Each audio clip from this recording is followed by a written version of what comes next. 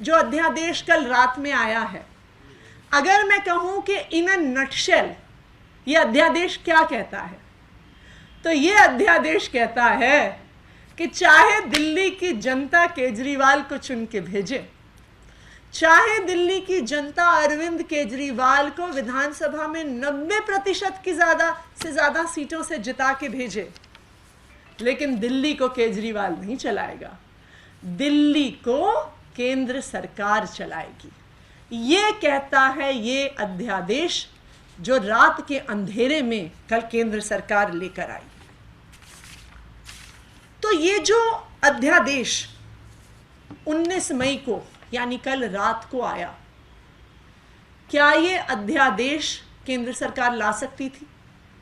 क्या ये अध्यादेश संवैधानिक है?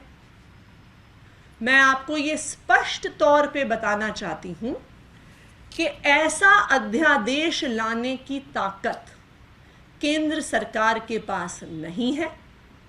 संविधान के अनुसार, और इसको बहुत क्लियर कट तरीके से सुप्रीम कोर्ट ने अपने आदेश में ये कहा है,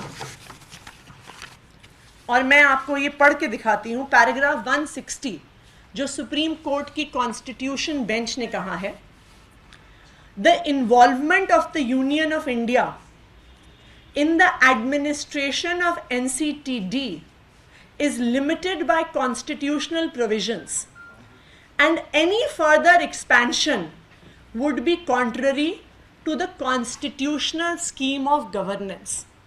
इसका क्या मतलब है?